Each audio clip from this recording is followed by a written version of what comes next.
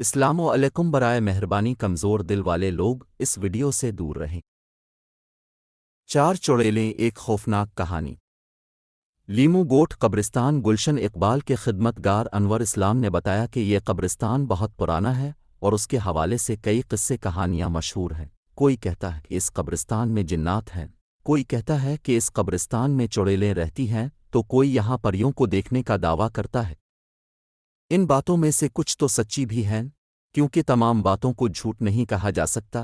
ایسا ہی ایک واقعہ میرے ساتھ بھی پیش آ چکا ہے، جب ایک روز دن بھر بارش جاری رہی۔ ایک شخص کا انتقال ہو گیا جس کی تدفین کے لیے مجھ سے رابطہ کیا گیا۔ میں نے مغرب کے بعد قبر کی کھدائی شروع کی اور عشاء کے بعد تک تدفین ہو گئی۔ لواحقین کے جانے کے بعد میں نے بھی اپنا سامان سمیٹا اور چلتا بنا، لیکن کچھ ہی دور جا کر دیکھا تو روشنی محسوس ہوئی۔ وہاں چار عورتیں موجود تھیں جو دراصل چڑیلیں تھیں۔ ان کی ایک ایک آنکھ اور منہ پر کان تھے۔ مجھے بولیں کہ تعویذ کی وجہ سے بچ گئے ہو، ورنہ خون پی جانا تھا، اور پھر اچانک اس درخت میں ہوا کی طرح غائب ہو گئے۔ انور اسلام نے روزنامہ امت کو اپنی زندگی کا ایک سچا واقعہ سناتے ہوئے بتایا کہ میں نے اپنا بچپن اور جوانی اسی قبرستان میں گزاری ہے اور اب اپنا بڑھاپا بھی اسی قبرستان میں گزار رہا ہوں۔ آج سے 10 سال پہلے میرے ساتھ اس قبرستان میں ایک پراسرار واقعہ پیش آیا۔ ہوا کچھ یوں تھا کہ دسمبر کے مہینے میں مجھے ایک قبر تیار کرنے کا کام ملا، جس کی تدفین بعد نماز عشاء تھی۔ اس دن بارش بھی ہوئی تھی جو کئی گھنٹے جاری رہی تھی۔ شام میں جا کر اس بارش کا زور ٹوٹا تھا۔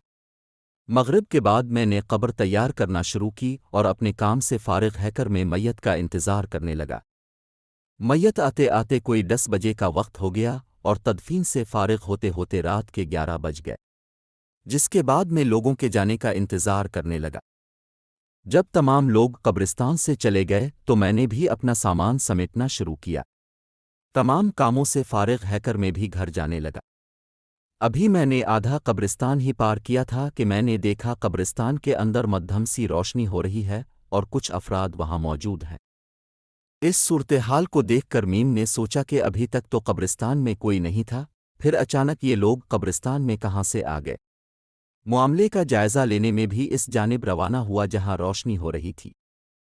جب میں نزدیک پہنچا تو میں نے دیکھا کہ ایک درخت کے نیچے کچھ نوجوان لڑکیاں آگ جلا کر اس کے گرد بیٹھی ہیں اور آپس میں کسی نامانوس زبان میں باتیں کر رہی ہیں۔ میں جب ان کے نزدیک پہنچ گیا تو میں نے کڑکدار لہجے میں ان لڑکیوں کو مخاطب کیا جو تعداد میں 4 تھیں۔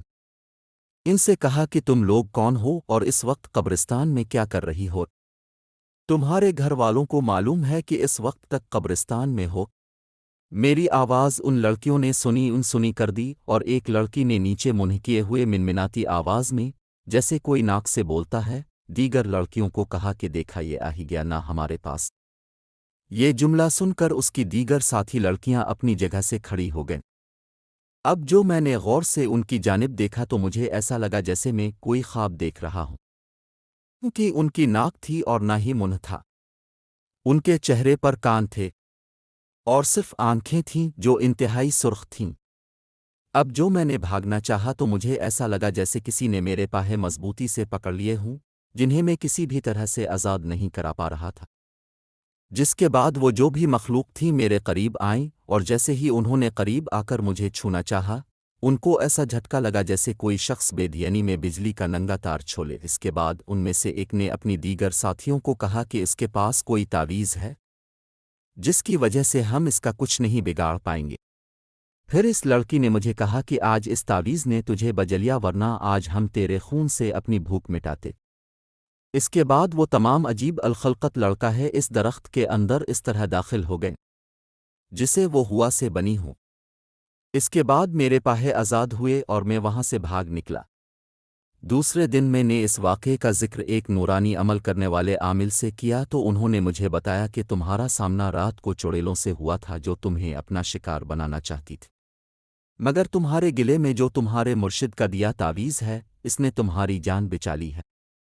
اس کے بعد پھر کبھی وہ مخلوق چڑیلیں مجھے دوبارہ نظر نہیں آئیں اور میں بھی قبرستان کے اس حصے میں صرف دن کے اوقات میں ہی جاتا ہوں۔